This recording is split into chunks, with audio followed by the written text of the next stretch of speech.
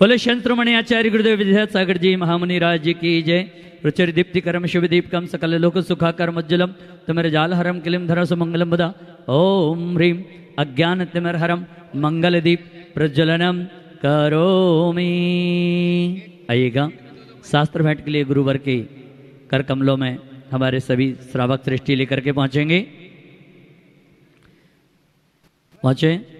जिनवाणी जग मैया जनम दुख वेट लो, जिनवाणी जग मैया जनम दुख में लो, जराणी दुख मेट लो, मारा इमा दुख मेट लो। सभी पुण्यार्जक परिवार महाराज श्री के पावन कर कमलों में मां जिनवाणी प्रदान करने के लिए पहुंचेंगे। आइएगा बंधुओं, प्रातःकालीन मंगलमयी बेला पूज्य महाराज श्री के मंगल प्रवचनों का पावन सौभाग्य आपके हाथों में होता है और मंच की संपूर्ण मांगलिक क्रियाओं को संपन्न कर रहे हैं हमारे सभी विशिष्ट अतिथि। कोलकाता से सुलोचना जय कुमार जी काला, जेके मसाला, मुकेश जी काला, राकेश जी झांझरी, सुनीता जी पाटनी और आज जिनका जन्मदिन है ऐसे विवेक जी पाटनी गुणायतन ट्रस्टी कुरकुरी से, साथ ही मनोज जी जैन वर्धमान आटा चक्की वीना इंदौर से महाराज श्री के पावन कर कमलों में मां जिनवाणी प्रदान कर रहे हैं। साथ ही सभी अतिथिगण पहुंचेंगे महाराज श्री के श्री चरणों के पाद प्रक्षालन के लिए पहुंचें और महाराज श्री के श्री चरणों का पाद प्रक्षालन का पावन पुनीत मंगलमयी सौभाग्य प्राप्त करें।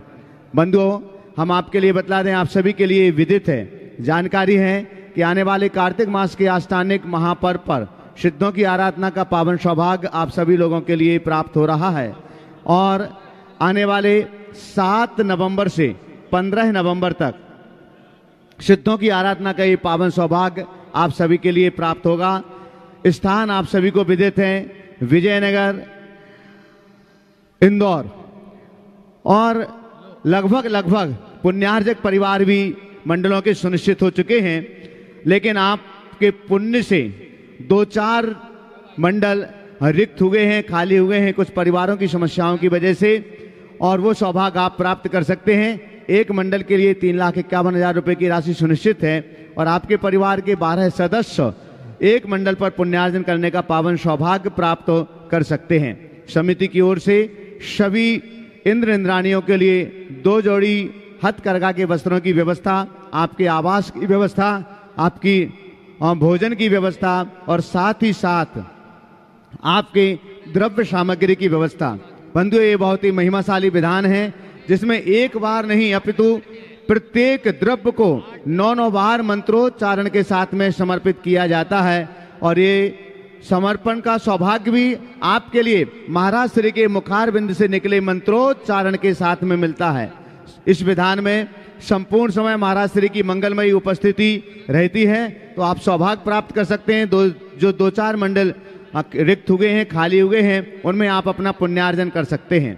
बंधुओं, अगर आपके पास इतना समय नहीं है कि आप एक मंडल पर सिद्धों की आराधना का पावन सौभाग्य प्राप्त कर सकें, तो आप इंद्र इंद्राणी के रूप में भी इस विधान में अपना सौभाग्य प्राप्त कर सकते हैं और जोड़े के साथ में इंद्र इंद्राणी बनकर के सौभाग्य प्राप्त करने के लिए अगर आप आवास व्यवस्था चाहते हैं, आपकी आवास व्यवस्था नहीं है, तो आप 31,000 रुपए की राशि में यह सौभाग्य प्राप्त कर सकते हैं और आपकी व्यवस्थाएं अगर स्वयं की हैं रहने के लिए, तो आप 21,000 रुपए की राशि में यह सौभाग्य प्राप्त कर सकते हैं। उसके लिए भी लगभग नाम पूर्ण होने वाले हैं, जो संख्या निर्धारित है।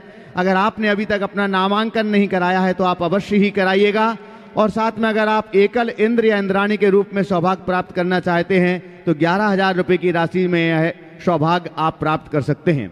बंधुओं, विधान के पश्चात 15 नवंबर को एक बहुत बड़ा इतिहास, विदित इतिहास में जो आज तक नहीं लिखा मिलता है, ऐसा इतिहास बनने वाला है जब विधान के बाद 108 रथ यात्राएं आपके इस दिव्य भव्य रूप लेकर के इंदौर महानगर में निकलेंगी, तो उसके भी आप साक्षी नहीं सहभागी बनिएगा, सौभाग्य पुण्यार्जक बनिएगा। बंधु, एक और सूचना, जितने भी इस विधान में सौभाग्य प्राप्त करने वाले, चाहे मंडल पुण्यार्जक हैं, चाहे इंद्र इंद्राणी हैं या अन्य कोई भी हैं, तो आप ऑनलाइन चाहेंगे तो ऑनलाइन, और जो लोग यहाँ पर उपस्थित होंगे तो यहाँ पर 25 अक्टूबर से आपके सकलीकरण की प्रक्रिया भी प्रारंभ होगी। ताकि आने वाले 7 नवंबर से होने वाले महोत्सव में आपके लिए किसी भी प्रकार के सूतक पातक आदि की कोई भी बाधा नहीं हो सके। तो 25 अक्टूबर से शकलीकरण की प्रक्रिया प्रारंभ होगी। अगर आप इंदौर नगर में नहीं हैं, आप बाहर रहते हैं, तो ऑनलाइन भी आपका शकलीकरण किया जाएगा ताकि आप विधान में वंचित नहीं रह सकें। तो आप इस सूचना को निश्चितम रूप में मानिएगा। और जो लोग यहाँ पर इंदौर नगर के हैं, वो लोग जहाँ पर भी महाराज श्री रहेंगे 25 अक्टूबर को, वहाँ पर आप सभी की उपस्थिति के साथ ही शकलीकरण किया जाएगा ताकि आपके लिए संकल्पबद्ध हो जाएंगे आप, तो सूतक पातक आदि की कोई भी परेशानी आपके लिए नहीं होगी। बंधुओं, महाराज श्री का भक्तामर स्तोत्र पर मंगलमयी प्रवचन, महिमाशाली प्रवचन, अतिशयकारी प्रवचन प्रातः काल की मंगल बेला में चल रहा है। और जैसे कि विगत आप 2 दिनों से सुन रहे हैं, भक्तामर स्तोत्र के इन महिमाशाली प्रवचनों का संकलन किया गया है और आने वाले 8-10 दिनों के बाद वह प्रति जो प्रिंट होकर के छप करके तैयार होकर के आपके बीच आएगी। और एक कोशिश है कि जिस दिन उस प्रति का विमोचन इस मंच से हो, उस दिन लगभग 10,000 प्रतियां आपके हाथों तक पहुंचना चाहिए। इसके लिए भी हम एक बार पुनः आपसे अनुरोध कर रहे हैं, जो इस समय इस कार्यक्रम को पारस चैनल के माध्यम से, जिनवाणी आदिनाथ प्रामाणिक ऐप के माध्यम से लाइव देख रहे हैं, उन सभी दर्शकों से भी अनुरोध है कि अगर आप अपनी ओर से पुस्तकें अपने परिवार में, समाज में या अपने जिनालयों में, आसपास के मंदिरों में वितरित करना चाहते हैं, लोगों को देना चाहते हैं, क्योंकि ये भक्तामर स्तोत्र संपूर्ण रोगों का शमन करने वाला अतिशयकारी स्तोत्र कहलाता है। हर व्यक्ति इसका पाठ और जाप करता है। तो अगर आप अपनी ओर से घोषणा करना चाहते हैं तो आप अपनी पुस्तकों की घोषणा 100 पुस्तकों से ऊपर जो कोई भी घोषणाएं आप करना चाहते हैं, अभी तक लगभग 14-15 पुण्यार्जकों ने अपनी ओर से 100-100, 200-200 पुस्तकों की घोषणाएं यहाँ पर की हुई हैं। आप भी अपनी ओर से नाम दे सकते हैं। आपके नाम यहाँ तक पहुँचेंगे तो आपके नामों की घोषणा हम करेंगे। यहाँ पर उपस्थित लोग भी अपने नाम दे सकते हैं 100-100 पुस्तकों के पुण्यार्जन में। दोनों हाथों को जोड़िएगा। हम महाराज श्री के पावन श्री चरणों में आज की मंगल देशना के लिए प्रार्थना करते हैं। हे महाराज श्री, नमोस्तु नमोस्तु नमोस्तु। सभी लोग अपने दोनों हाथ जोड़ ले और मेरे साथ महामंत्र के स्मरण के लिए अपना मानस तैयार करें। हाथ जोड़े।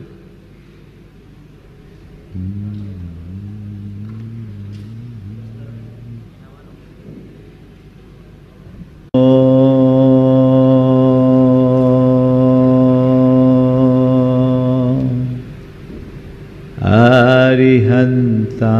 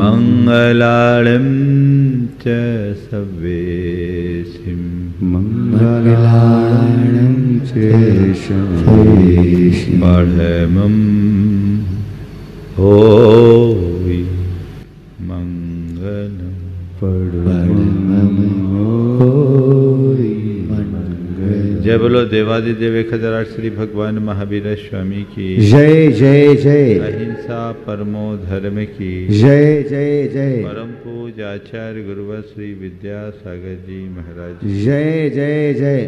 पूज्य मुनिवर श्री प्रमाण सागर जी महाराज की, पूज्य मुनिवर श्री निर्वेक सागर संधान सागर जी महाराज की, समस्त मुनि संघ की नमोस्तु। जीवन में जब कभी भी कोई समस्याएं आती है, किसी भी प्रकार का दुख और संकट आता है, हमारे मुख से सहज निकलता है भगवान। कष्ट की घड़ी में भगवान को याद करना हमारे संस्कारों में है। हमारे अवचेतन मन में ये बात बहुत गहराई से बैठी हुई है, इसलिए ये बात सहज प्रकट हो जाती है। आचार्य मानतुंग कहते हैं, संकटों का आना सहज स्वभाव है, पर प्रभु कितने भी बड़े संकट हों, आपके भक्त पर आया हुआ बड़ा सा बड़ा संकट भी उसका कुछ बिगाड़ नहीं कर पाता। आपका भक्त जिसके हृदय में आप विराजमान हो, वो बड़े से बड़े संकटों को भी बहुत सहजता से पार कर लेता है।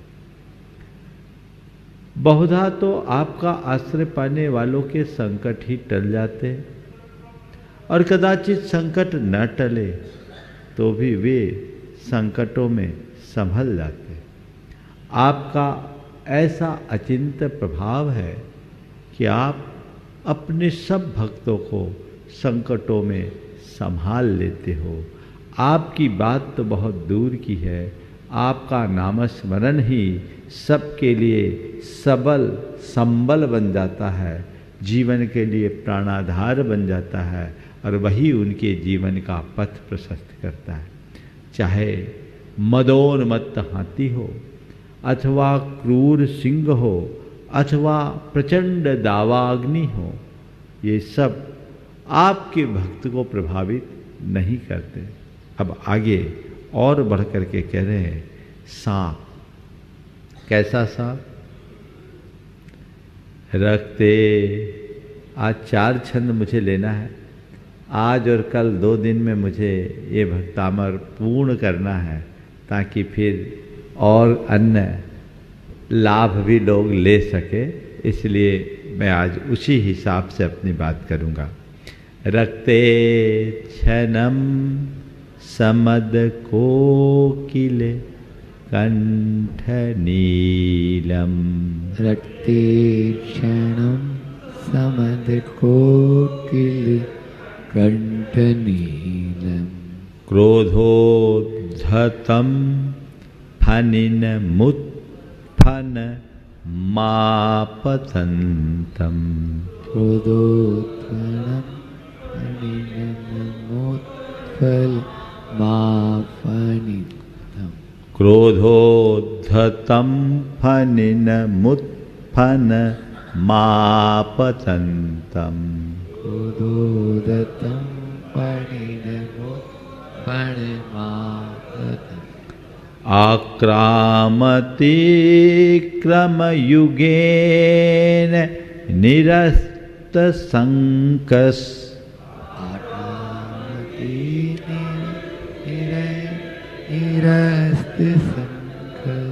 आक्रामति क्रमयुगेन निरस्तशङ्कस्। आक्रामति क्रमयुगे तन्नाम नागदमनी हृदि यस्य पुंसः। नाम नागदमनी हृदि यस्य पुंसः। तन्नाम नागदमनी हृदि यस्य पुंसः। तन्नाम नागदमनी हृदयस्य पुंसः। यस्य पुंसः हृदय तन्नाम नागदमनी।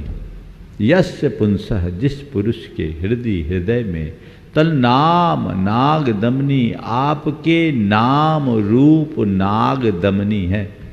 नाग दमनी नाम की एक जड़ी होती है। कहते नाग दमनी नाम की जड़ी जिसके हाथ में हो उसके लिए सर्प, वृश्चिक आदि, बिच्छू आदि अपना प्रहार नहीं करते, शांत हो जाते हैं। नाग दमनी से ऐसी गंध निकलती है जिससे वे मदहोश हो जाते हैं और एकदम शांत हो जाते हैं, उनकी आक्रामकता खत्म हो जाती है, वे ठंडे पड़ जाते हैं। हमने नाग दमनी नहीं देखी, लेकिन आचार्य मानतु कहते हैं भगवान पता नहीं बाहर की नाग दमनी से नाग शांत हो या ना हो, लेकिन जिसके पास आपके नामस्मरण रूप नाग दमनी है उनके साथ ये काम जरूर होता है। कैसा? रक्ते क्षणम, जिसकी इच्छन आंखें एकदम आरक्त है, लाल। आंखें लाल कब होती है? जब गुस्सा होता है। और सांप का गुस्सा आप लोगों ने देखा होगा, वीडियो में तो बहुत दिखता है। सांप में बहुत प्रचंड क्रोध होता है। रक्ते क्षणम, एकदम लाल आंखें। समद कोकिल कंठ नीलम, कोयल के कंठ के समान नील। और समद कोकिल, मद सहित कोयल, यानी कोयल तो ऐसे ही काला होता है, और उसमें जब मद हो और उसका कंठ में सबसे ज्यादा कालापन होता है, उसकी तरह एकदम काला भयानक काल का प्रतीक। फिर कैसा? क्रोधोद्धतम, क्रोध से उद्धत। कौन? फनिनम, फनिन, फनिन यानी सांप। कैसा? उत्फनम, जिसने अपना फन फैला रखा है। आपतंतम, सामने से आ रहा। कोयल के मद सहित, कोयल के कंठ के समान नील लाल लाल आंखों वाला, क्रोध से उद्धत, क्रोधोन्मत्त, फन फैलाए हुए सांप के सामने आने वाले सांप को भी। यस्य पुंसा तन्नाम नाग दमनी, जिस पुरुष के पास आपके नाम स्मरण रूपी नाग दमनी है, वह निरस्त संकः क्रम युगेन आक्रामति। वह निरस्त संक, निश्चिंत होकर क्रम युगेन, दोनों पैरों से आक्रामति यानी उन्हें लांग देता है, और सांप उसका कुछ भी नहीं करता। कहने का तात्पर्य है कि भगवान आपके नाम की नाग दमनी जिसके पास हो, उसके लिए इस तरह के सांप से भी कुछ नहीं होता। तो इस छंद को सुनकर ऐसा प्रयोग मत कर लेना, है ना, कि फिर ठीक है महाराज ने तो बोल दिया, भक्तामर में लिखा है, तो कोई ऐसा सांप वाप आए तो उससे जाके खेलने लगो और ये पढ़ लो। ऐसा काम मत करना। हमने कुछ दिन पहले सुना, 8-10 साल पहले अखबारों में एक खबर छपी थी, उड़ीसा की घटना थी। एक शिव भक्त था, उसने कोबरा को पकड़ लिया और बार बार चुभे, मुझ पर तो शिव कृपा है, मुझ पर तो शिव कृपा है, मुझ पर तो शिव कृपा है, और बार बार सांप को चूमता जाए और सांप उसको डसता जाए, डसता जाए, डसता जाए। अब क्या होगा? सांप को छेड़े, सांप गुस्से में डसा और थोड़ी देर बाद उसकी मृत्यु हो गई। तो ऐसा प्रयोग मत कर लेना कि यहाँ कहा कि भगवान के नाम की नाग दमनी जिस हृदय पुरुष के हृदय में है, उसके लिए भयानक सांप भी, वो सांप को भी निश्चित निशंक होकर लांघ सकता है। लेकिन हाँ, भावों का प्रभाव तो पड़ता है। कदाचित ऐसी स्थिति आ जाए तो घबराना नहीं, भगवान का नाम लेना वो रास्ता दे दे। मैं अपना एक अनुभव बताता हूँ। एक बार मैं शौच के लिए जा रहा था, खेत की मेड़ से जा रहा था, चूँकि 4 हाथ जमीन देख के चलते हैं। अचानक नज़र पड़ी, सकरी मेड़ थी, पगडंडी जिसको बोलते हैं, एक आदमी से ज़्यादा कोई गुजरने का कोई रास्ता नहीं। और सामने देखा तो एक सांप होगा करीब करीब 5 फीट लंबा, काला, और ऐसे एकदम आक्रामक मुद्रा में, और मेरी और उसकी दूरी 6 से 8 फीट की होगी। मैं नजर पड़ी, मैं ठिठक के रुका और मेरे मुख से सहज निकल गया, रक्ते छनम समद कोकिल कंठ नीलम, क्रोधोद्धतम फनिनमुत्पन मापतंतम, आक्रामती क्रम युगेन निरस्त संकस, तल नाम नाग दमनी हृदय यस्य पुंसा। मैं वहीं खड़ा हुआ और आप सब आश्चर्य करोगे, मेरा ये छंद पूर्ण नहीं हुआ। सांप ने अपना फन जमीन में रखा और क्रोध में नहीं, शांति से और रास्ता दे दिया, रास्ता दे दिया, चला गया। हाँ, अकेले जंगल जाते समय तो खेत में लोग तो सड़क पे थे, हम अंदर जा रहे थे। आपके अंदर अच्छे भाव हों तो क्रूर से क्रूर प्राणी आपके प्रति आक्रामक नहीं बनेगा। ये सांप आदि आप पर अटैक तब करते हैं जब उन पर खतरा की संभावना। उदयपुर में चातुर्मास था, बिल्कुल जहां हम रुके थे पीछे रेलवे लाइन थी, वहीं हम लोग शौच जाते थे। अब शौच जाने में एक शेड भी बना दिया था लोगों ने बरसात के हिसाब से, और रेलवे ट्रैक पे शौच जाते थे। अब वहाँ शौच जाए तो वहाँ एक सांप, बिल्कुल ऐसा ही काला कोबरा, पहले दिन दिखा, दूसरे दिन दिखा, विराट सागर जी महाराज को दिखा, मुझे नहीं दिखा। उन्होंने मुझे आके बताया। दूसरे दिन जब सांप दिखा तो उनने सांप से कहा, भैया चौमासा कर रहे, हमें रोज आना है, तुम कोई दूसरा ठिकाना ढूंढ लो तो अच्छा है, नहीं तो हमको परेशानी होगी। इतना बोला, वो सांप वहां से चल दिया। उसके बाद 4 महीना सांप नहीं दिखा। मैं ये बात इसलिए बता रहा हूं कि वे भी संगी पंचेंद्रीय प्राणी हैं, उनको भी व्यक्ति की भाषा और भाव की पहचान होती। अगर आपके भाव निर्मल होंगे तो आपका कोई भी विघात नहीं करेगा, कोई भी आपको नुकसान नहीं पहुंचाएगा। तो भाव मलिन नहीं होना चाहिए, और जिसके हृदय में भगवान है उसके भाव निर्मल होंगे, और भाव निर्मल होंगे तो परिणाम भी अच्छा ही निकलेगा। इसमें कोई संशय की बात नहीं। तो अपने भावों को निर्मल बना के रखने की कोशिश होनी चाहिए। तो नाम नाग दमनी हृदय यस्य पुंसा, ये उसी का द्योतक है। अंदर में वैसी पवित्रता, वैसी भावना यदि उद्घाटित हो जाती है तो सब बातें अपने आप सहज प्रकट हो सकती।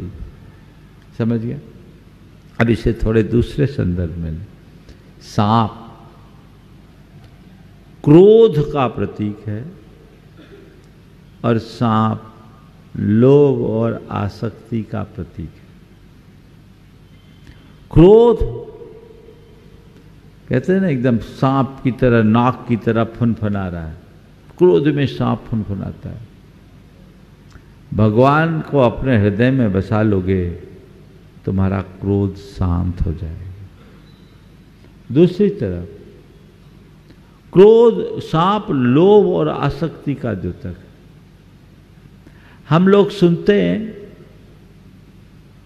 कि व्यक्ति के यहां धन था और धन पे सांप बैठा, बोलते हैं ना, भूतल तहखाने में धन मिला, भूगर्भ में धन मिला और वहाँ सांप। प्राय जहाँ जहाँ धन निकलता है वहाँ सांप होते हैं। ये सांप क्यों बने, पहुँचा क्यों? सांप में आसक्ति होती है और आसक्ति वाला सांप बनता है। जिसकी अपनी धन संपत्ति पे प्रगाढ़ आसक्ति होती है, मर करके वही उसका रखवाला बन जाता है, सांप बनकर। हमारे पुराणों में ऐसे अनेक आख्यान हैं। तो ये चीजें, सांप प्रचंडता का द्योतक है, क्रोधी व्यक्ति सांप बनता है और क्रोध में, सांप में क्रोध होता है। चंड कौशिक सर्प की कहानी हम सबको पता है। चंड कौशिक सर्प बना, कैसे बना? वो पूर्व भाव में एक क्रोधी मुनि था, प्रचंड क्रोधी मुनि, और उसने एक बार अपने शिष्य पर गुस्सा किया। शिष्य उसके गुस्से से घबराकर एक स्तंभ की ओट में छिप गया और वो गुस्से में शिष्य को मारने के लिए दौड़ा। उसी क्रोध में वो स्तंभ से टकराकर मरा और मरकर चंड कौशिक सांप बना।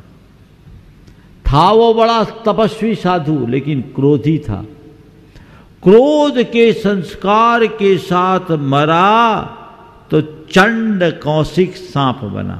बाद में भगवान महावीर के प्रबोधन से उसे जाति स्मरण हुआ और फिर शांति प्राप्त करके उसने अपना कल्याण किया। एक अलग कहानी। लेकिन सांप क्रोध का प्रतीक और लोभ या आसक्ति का द्योतक है। भगवान जिसके हृदय में आप हो, उसके अंदर का क्रोध और उसके अंदर की आसक्ति अपने आप नष्ट होती है।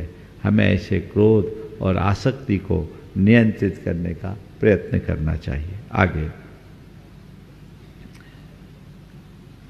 वर्गत तुरंग गज गर्जित भीमनाद। वर्गत तुरंग गज गर्जित भीमनाद। बलगत तुरंग गज गर्जित भीमनाद। वर्गत तुरंग गज गर्जित भीमनाद। माजौ बलम बलवतामपि भूपतीना।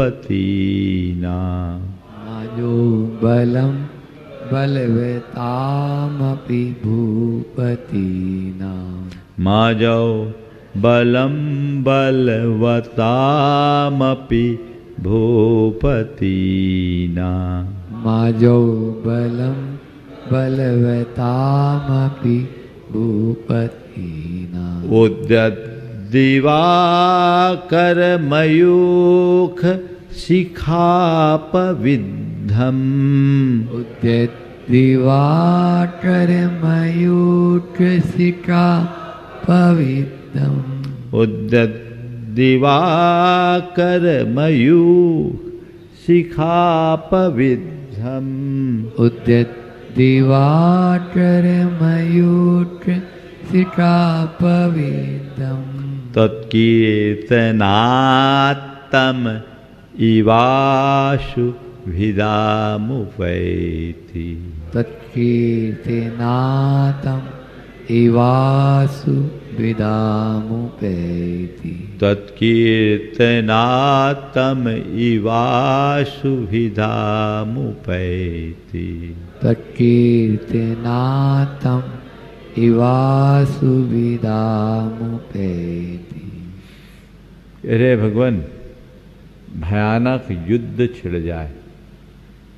कैसा युद्ध?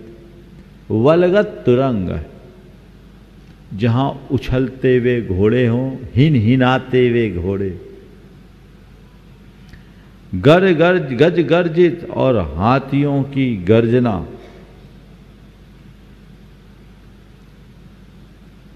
हाथियों की गर्जन, घोड़ों की हिनहाट और गजराजों की गर्जन के भीमनाद, यानी भयानक नाद आवाज से। माजो, आजो, इसमें से निकलेगा आजो, यानी युद्ध में मां ऊपर चला जाएगा। तो वलगत तुरंग गज गर्जित भीमनादम, जिसमें घोड़ों की हिनहिनाहट है, उनकी उछाल है और हाथियों की चिघाड़ है, गर्जन है। उसके भयानक नाद से, आवाज से, शोर से, भयानक युद्ध में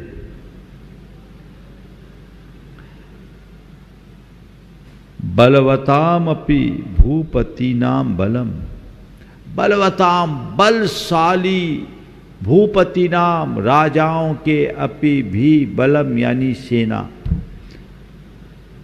सेना को भी। कैसी सेना? बलवान राजाओं की सेना, जिसमें घोड़े हींस रहे हैं और गजराज गरज रहे हैं, चिघाड़ रहे हैं। उस सेना को भी उद्यत दिवाकर मयूख शिखाप विद्धम तम इव, उद्यत दिवाकर मयूख शिखाप विद्धम। उद्यत उगते हुए दिवाकर यानी सूरज की, मयूख यानी किरणों की, शिखा यानी जाल, किरणों की अग्रभाग से, शिखा यानी अग्रभाग से। अपविद्ध हटा दिया गया है। सूरज उगता है, उसकी किरणें फैलती है तो उसके किरणाग्र से अंधेरा दूर हो जाता है। तो उद्यत दिवाकर मयूख शिखाप विद्धम तम इव, अंधकार की तरह, जैसे उगते हुए सूरज के कारण पल में ही अंधकार नष्ट हो जाता, वैसे ही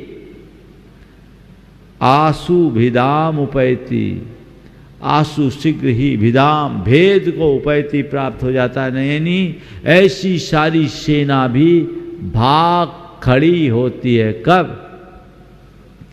तत्कीर्तना, कब?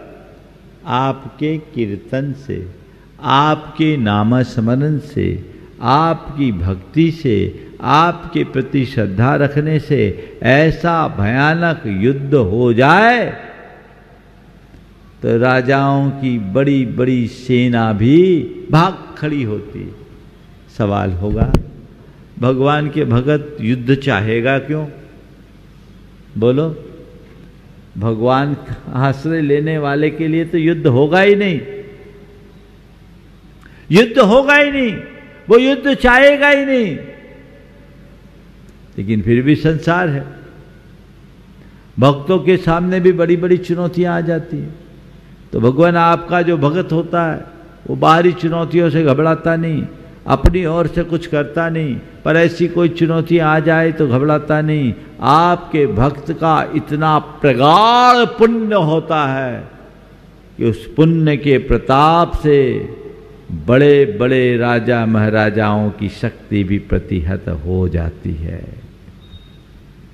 ध्यान रखना, युद्ध में पराक्रम तो विजय दिलाता ही है, लेकिन पराक्रम भी पुण्य से प्रकट होता है। चक्रवर्तियों का पुण्य प्रबल होता है। उसके आगे 32,000 मुकुटबद्ध राजा नतमस्तक होते हैं। 6 खंड के सारे राजा महाराजा उनके शरणागत हो जाते हैं, उनकी अधीनता को स्वीकार करते हैं। ये अधीनता कौन दिलाता है? ये वे उनकी शरण में क्यों आते हैं? उनके पराक्रम मात्र के कारण नहीं, पराक्रम के साथ साथ पुण्य के कारण। पुण्य प्रभाव देता है और प्रभाव से पराक्रम प्रकट होता है। प्रभु जिसके हृदय में आप विराजमान हैं, उसके पुण्य का प्रभाव ऐसा होता है कि पराक्रम जगत व्यापी हो जाता है, उसके सामने कोई खड़ा नहीं होता। युद्ध की तो परिस्थितियां ही निर्मित नहीं होती, और कदाचित युद्ध आ भी जाए तो सबको हारना पड़ता है। महाभारत हुआ, पांडवों के पास क्या थे? कुछ नहीं, केवल श्री कृष्ण, वो भी एक सारथी के रूप में निरस्त। और कौरवों के पास क्या थी? 11 अक्षौणी सेना, है ना? इतनी बड़ी सेना वो हार गई। और 5 पांडवों के पास बहुत छोटी सी शक्ति, वो जीत गए। किसके बल पर? अगर शक्ति देखे तो कौरवों की ज्यादा थी, क्योंकि संख्या बल उनके पास था, सेना उनके पास थी। पर प्रभाव देखें तो पांडवों के पास ज्यादा था। क्यों? क्योंकि उनके पास श्री कृष्ण थे। यदि हम श्री कृष्ण को अपने पुण्य या भीतर के परमात्मा श्रद्धा का प्रतीक मान ले, तो जिसके हृदय में वो भगवान की श्रद्धा विराजमान है, वो बड़ी बड़ी सेना को भी नष्ट कर सकते हैं। मैं इसे दूसरे संदर्भ में लेता हूँ कि 11 अक्षौहिणी सेना क्या थी? 5 इंद्री, 5 उनके विषय और 1 मन, ये पदार्थ का द्योतक 11, इसका आश्रय लेने वाला 1, और श्री कृष्ण यानी अपने भीतर के विवेक रूप आत्मधर्म को अपने चुनने वाला 1, जिसने विवेक स्वरूप श्री कृष्ण को चुना, उसके ऊपर ये इंद्री और उनकी सेना, ये मन अपना प्रभाव जमा नहीं कर सकते, प्रभाव नहीं छोड़ सकते, इन्हें उनके आगे हारना ही पड़ता है। तो जिनके हृदय में आप हो, बड़ी बड़ी सेनाएं भी भाग जाती है। बाहर का युद्ध तो टलता ही है, उसके भीतर भी अयुद्ध हो जाता है। वो सब पंचेंद्रीय विषय और उसके विकारों से मुक्ति दिला देता है। अंदर का युद्ध बड़ा युद्ध है। हमारे तीर्थंकर परमात्मा अरिहंत हैं। क्या है? अरिहंत। वे कहते अरियों का हनन करो, अरिहंत बनो। और अरिहंत कब बनोगे? जब युद्ध करोगे। महाराज अभी तो बोले भगवान का भक्त युद्ध नहीं करता, वो अयुद्ध में जीता है, और फिर कह रहे अरिहंत बनो, युद्ध करो। ये कौन सा युद्ध है? कहते बाहर तुम जिसको शत्रु मान रहे वो तुम्हारे शत्रु नहीं है, तुम्हारे असली शत्रु तो तुम्हारे भीतर हैं। और उन भीतर के शत्रुओं को पहचानो, उन पर प्रहार करो, उनका दमन करो, उनका हनन करो, अरिहंत बनो। तो जिसके अंदर आप विराजमान हो, उसके भीतर के सारे विकार अपना बोरिया बिस्तर लेकर भागने को बाध्य हो जाते हैं। उनको भागना ही पड़ता है, क्योंकि आपके प्रताप से उसका पराक्रम बढ़ जाता है। आगे चले। अब कहते हैं युद्ध तो है ही, जलपोत में यात्रा करते हैं तो उस यात्रा में भी उसकी सारी संकट खत्म हो जाते। देखिए क्या है, युद्ध ही तो चल रहा है। कुंताग्र भिन्न गज शोणित वारिवाह, कुंताग्र भिन्न गज शोणित वारिवाह, कुंताग्र भिन्न गज शोणित वारिवाह, कुंताग्र भिन्न गज शोणित वारिवाह, बेगावतार तरनातुर योध भीमे, बेगावतार तरनातुर योध भीमे, बेगावतार तरनातुर योध भीमे, बेगावतार तरनातुर योध भीमे, युद्धे जयम विजित दुर्जय जेय पक्षा, युद्धे जयम विजित दुर्जय जेय पक्षा, युद्धे जयम विजित दुर्जय जेय पक्षा, युद्धे जयम विजित दुर्जय जेय पक्षा, तत्पाद पंकज वनाश्रयिनो लभन्ते, तत्पाद पंकज वनाश्रयिनो लभन्ते, तत्पाद पंकज वनाश्रयिनो लभन्ते, तत्पाद पंकज वनाश्रयिनो लभन्ते, तदपाद पंकज वनाश्रयिनो लभन्ते। तदपाद आपके चरण पंकज यानी कमल रूपी वन का आश्रय लेने वाले प्राप्त करते हैं। आपके चरण कमल रूप वन का आश्रय लेने वाले प्राप्त करते हैं। क्या प्राप्त करते हैं? कुंताग्र भिन्न गज सोनित वारी वाह, बेगावतार तरनातुर योध भीम। कुंताग्र, कुंत एक अस्त्र होता है बड़ा तीक्ष्ण भाले के समान, उसके अग्रभाग से भिन्न कर दिया गया हाथी को, यानी हाथी के गंडस्थल के ऊपर जब वैसे कुंत जैसे तीक्ष्ण अस्त्र का प्रहार होता है तो उससे रक्त की धार होती। तो कुंताग्र भिन्न गज सोनित, हाथी के रक्त के वारी वाह यानी समुद्र। किसका समुद्र? खून का सागर। अब हाथी का खून 2-4 बूंद तो होता नहीं, फब्बारे छूटते हैं।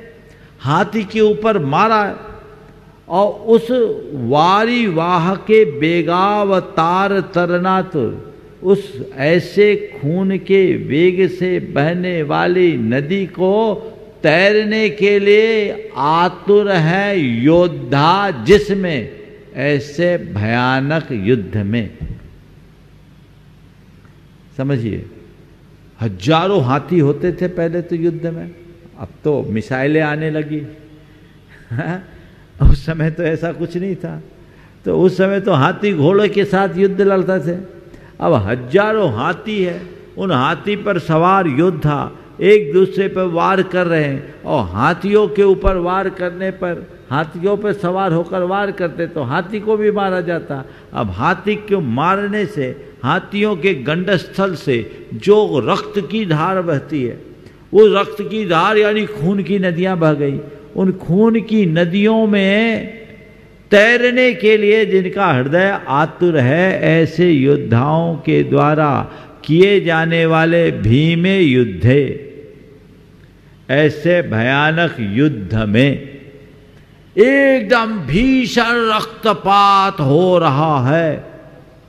ऐसे युद्ध में विजित दुर्जय जेय पक्षा, जिन्होंने बड़े बड़े दुर्जय पक्षों को जीत लिया है,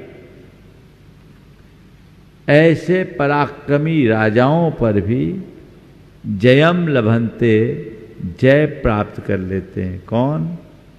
तदपाद पंकज वनाश्रयिनः, जो आपके चरण कमल रूपी वन का आश्रय लेते हैं, वे ऐसे दुर्जय राजाओं को भी जीत लेते हैं। समझ गए? तो ये दोनों तरह की बातें हैं, बाहर की और भीतर की। विश्वास मन में प्रगाढ़ होता है तो सब चीजें हो जाती। आगे आखिरी,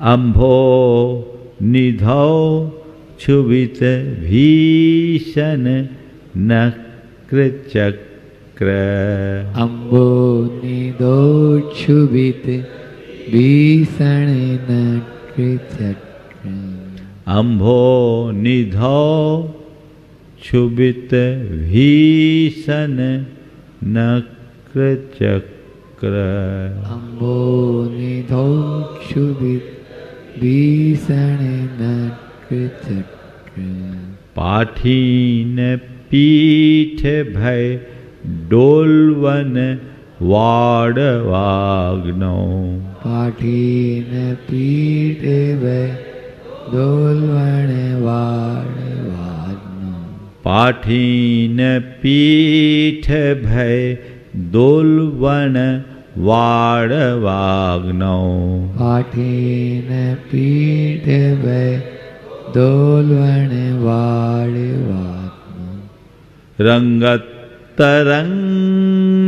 शिखर स्थित यान पात्रा, रंगतरंग शिखर स्थित यान पात्रा, रंगतरंग शिखर स्थित यान पात्रा, रंगतरंग शिखर स्थित यान पात्रा, त्रासं विहाय भवतः स्मरणाद् व्रजन्ति, त्रासं विहाय भवतः स्मरणात् व्रजन्ति त्रासं विहाय भवतः स्मरणाद् व्रजन्ति त्रासं विहाय भवतः स्मरणाद् व्रजन्ति अम्भो निधौ यानी समुद्र में, अम्भो निधि यानी समुद्र। कैसे समुद्र में? क्षुभित भीषण नक्र चक्र, क्षुब्ध भीषण, क्षुभित यानी क्षुब्ध, भीषण यानी भयानक, नक्र चक्रम यानी नक्र बड़े बड़े मगरमच्छों के चक्र यानी समूह। पाठीन पीठ, पाठीन कहलाते हैं बड़ी बड़ी मछलियाँ, वेल सार्क जैसी मछलियाँ, उनकी पीठ उनके पृष्ठभाग से। भय डोलवन वाडवाग्नो, जिसके भय से डोलवन यानी डगमगा रहा है, और इसके साथ साथ बाड़वाग्नो, समुद्र में बड़वानल लगा हुआ है। समुद्र के अंदर की जो ज्वाला होती है उसको बोलते हैं बड़वानल, बड़वाग्नि।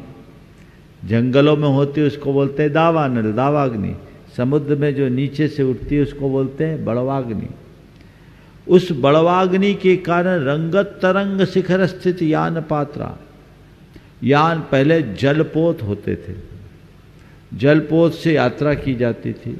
तो जलपोत से यात्रा कर रहे तो अब ऐसे बड़वानल उठ रहा है, समुद्र एकदम अशांत है, जिसमें बड़े बड़े मछलियाँ भी उछल रही है, और उनकी पीठ से उनका जो जलयान है वो डगमगा रहा है। और रंगत तरंग शिखर स्थित यान पात्रा, यान उनका कैसा है? रंगत तरंग उस लहरों में एकदम ऐसे डगमगा रहा है, ऐसे उसमें जो पात्र यानी सवार बैठे हैं। त्रासम विहाय, त्रास यानी अपने कष्टों को, विहाय यानी छोड़कर, भवतः स्मरणात्, त्रासम विहाय व्रजंती, आपके स्मरण से त्रास यानी कष्ट को छोड़कर, व्रजंती यानी पार लग जाते। ऐसे भयानक समुद्र में भी जो आपके नाम लेकर चलते हैं वे पार उतर जाते हैं। प्राचीन काल में देश विदेश में जाने के लिए जलयान, जलपोत काम में आता था। आज जैसे बड़े बड़े स्टीमर्स तो नहीं रहते थे, पनडुब्बियाँ नहीं रहती थी, लेकिन उस समय जो साधन सुलभ थे उस हिसाब से जलयान होते। उस यात्रा में कई तरह का डर रहता था, जैसे समुद्र में कहीं कोई प्रकोप आ जाए, बड़े बड़े मत्स्यों और मगरमच्छों के द्वारा भी कष्ट होता, वो नाव को पलट दे, अथवा समुद्री डाकू और लुटेरे उस काल में भी होते थे, वो किसी भी प्रकार से हमला करके रोक देते। तो उस समय कहा जाता है कि इस तरह जो आपका नाम लेकर के जाता वो इस पार से उस पार हो जाए। हालांकि यात्रा में आज भी भगवान का नाम लेकर जाने की परंपरा है, और कहीं भी जाओ तो भगवान का नाम लेकर के जाओगे तो तुम्हारी यात्रा सफल हो जाएगी। हाँ, तो भगवान का नाम लेकर जाने से यात्रा अपनी सफल होती है। यात्रा करिए तो सफल होंगे। तो पुराने समय में लोग जब ऐसी यात्रा में जाते थे तो भगवान की पूजा करके जाते थे, और आते थे तो भगवान को धन्यवाद देते थे, और जब तक रहे तो भगवान को याद करते। ऐसे भी हम लोगों के स्वभाव में जब भी खतरा दिखता है तो भगवान याद आते हैं, और आप लोग बोलते ही हैं मेरे दुख के समय में तो बड़े काम आता है ना। तो भगवान को संकटों में सभी लोग याद करते हैं और भगवान को संकट मोचक मानते हैं।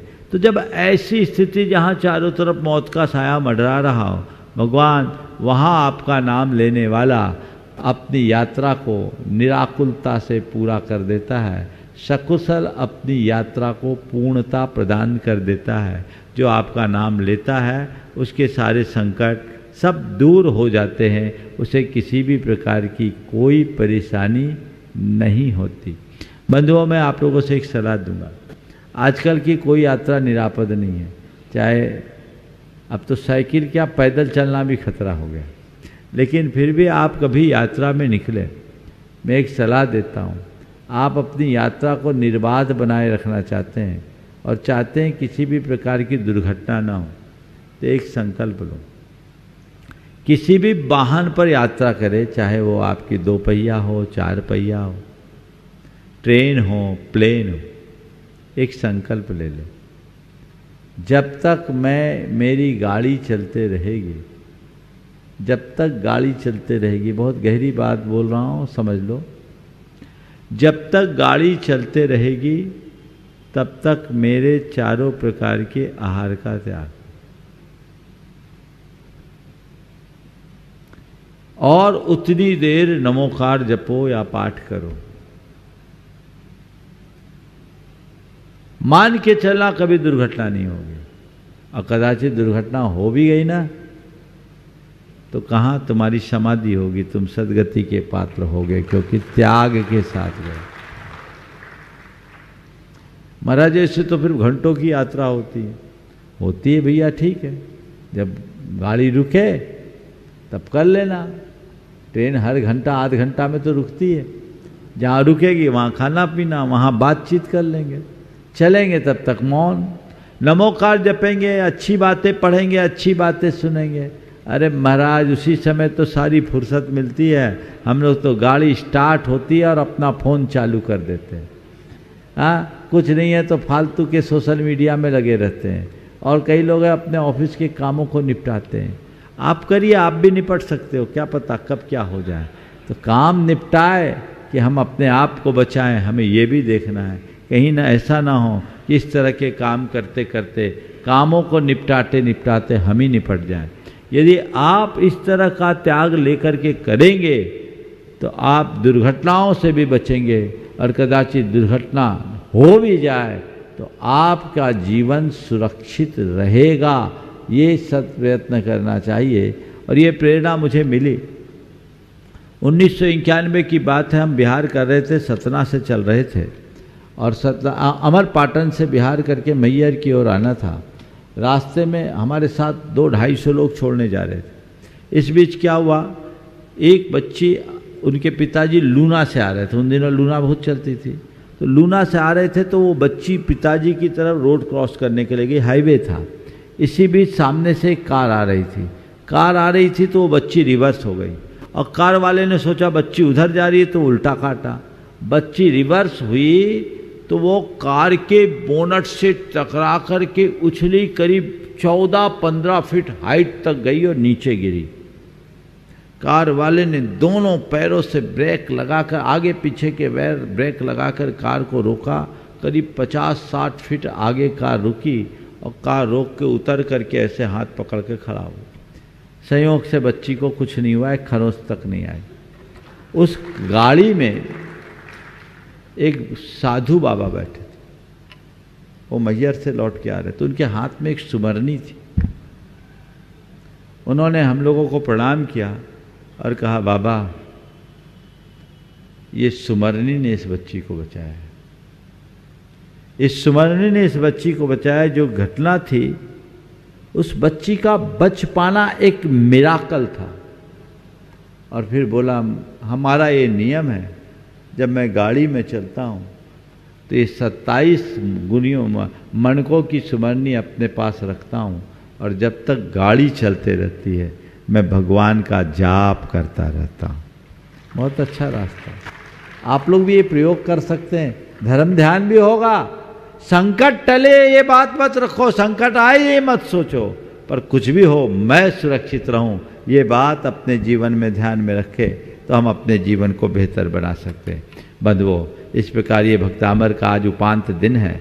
कल भक्तामर स्तोत्र पूरा होगा, और उसके साथ साथ परसों 26-27 कल 24 तारीख, 25 और 26 तारीख को सिद्ध चक्र महामंडल विधान में जितने लोग भी भाग ले रहे हैं, चाहे वो मंडल पुण्यार्जक हो अथवा सामान्य रूप से वे, हम जहाँ रहेंगे वो वहाँ आकर उसका सामूहिक रूप से वो व्यवस्था, तो फिर क्या करना पड़ेगा, व्यवस्था कहाँ बनेगी, यहाँ वालों को तो यहीं बुलाना पड़ेगा।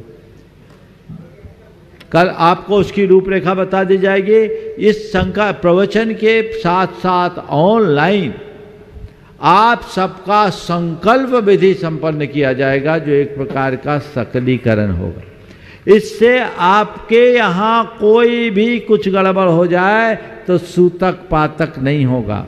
तो जो अपने इस विधान को निर्वाध करना चाहते हैं तो 25 और 26 2 दिन रखा गया है। उसका पूरा समय स्थान ये आज शाम को शंका समाधान में बता दिया जाएगा। तो जितने लोग हैं, यद्यपि धर्म प्रभावना समिति सबका रजिस्ट्रेशन है तो उनको अपने ऑफिशियली सूचना भी दे देंगे। ये सूचना देना सुनिश्चित आज कर दिया जाए और इस मंच से भी हम इसकी घोषणा कर रहे हैं कि आप सब लोग आखिरी तक इसका पूरा लाभ लें। इसके लिए कोई अंतराय ना आए। तो 25 और 26 तारीख को 2 संकल्प आप ले लेंगे तो आपके संकल्पित हो जाने से अब विधान में किसी भी प्रकार का व्यवधान नहीं होगा। आप निरस्त संक होकर के विधान संपन्न करेंगे और कल ये भक्तामर पूर्ण होगा। आप सब लोग आनंद लेंगे और जैसी अभी आपको सूचना दी गई उस अनुरूप कार्य करेंगे। चलिए मंगल भावना बोल रहे हैं, मंगल भावना भी ले लेता हूँ।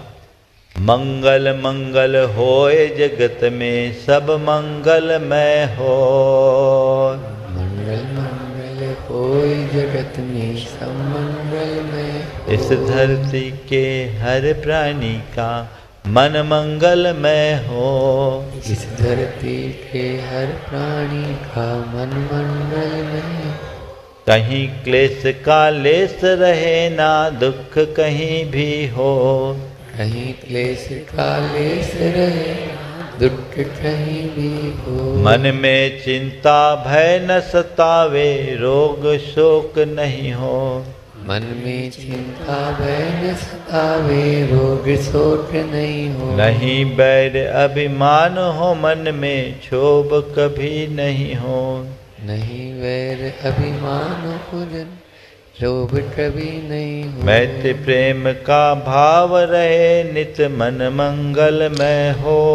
मैत्री प्रेम का भाव रहे मन मंगल में हो। मंगल मंगल होए जगत में सब मंगलमय हो।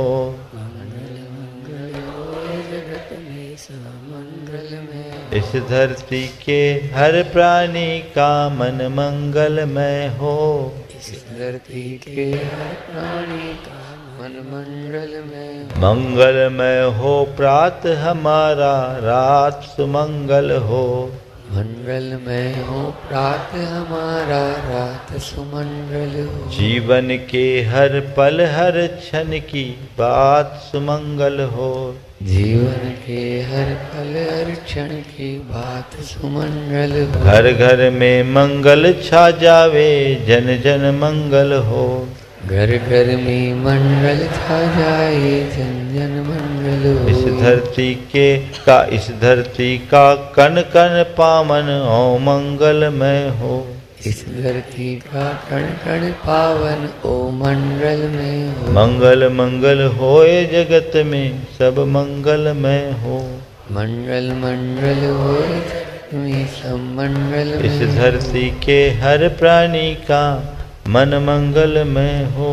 इस धरती के हर प्राणी मन मंगलमय। सब जग में मंगल बढ़े। सब जग में मंगल बढ़े। टले अमंगल भाव। टले अमंगल भाव। है प्रमाण की भावना। है प्रमाण की भावना। सब में हो सद्भाव। सब में हो सद्भाव। जय बोलो परम पूज्य आचार्य गुरु श्री विद्यासागर।